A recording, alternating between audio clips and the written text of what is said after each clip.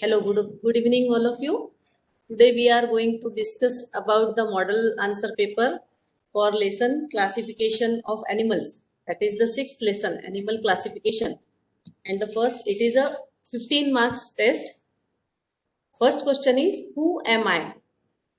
I have suckers. I am a blood-sucking ectoparasite and my body is segmented. It is a 1 mark question and the answer is leech. Question number 2. Which of the following animal's body shows bilateral symmetry? First option is starfish, second jellyfish, third earthworm, fourth sponges. The answer is earthworm. Question number 3. Find the odd one out and give reason. Bivalve, jellyfish, octopus and snail. Answer is jellyfish because it belongs to phylum Cnidaria or Coelenterata. All others belongs to phylum Mollusca. This is also 1 mark question. Question number 2. It is a 2 mark question and for 2 marks, 4 points are expected. The question is, body temperature of reptiles is not constant. So first point is, reptiles are cold-blooded animals or poikilotherm. Second point, their body temperature changes with the temperature of surroundings. Third, their activities depends upon the temperature. And fourth point, they cannot maintain a constant internal body temperature due to their slow metabolism. Hence, body temperature of reptiles is not constant. So this is the second question. Next, question number 3. Question number 2. Distinguish between. It is also 2 mark question. Distinguish between chordates and non-chordates. First point about non-chordates. The body is not supported by a notochord.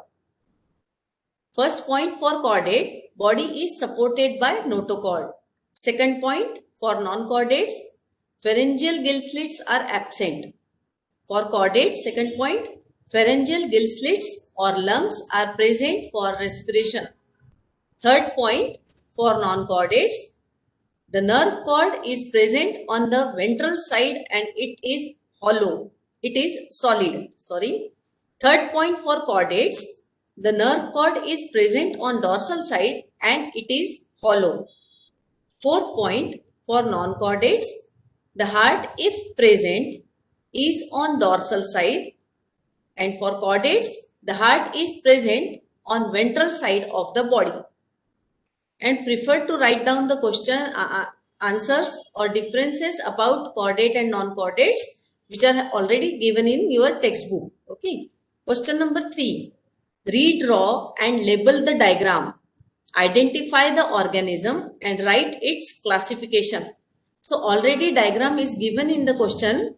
So therefore for redraw the diagram only half marks is there. Okay. And for labeling 1.5 mark is there.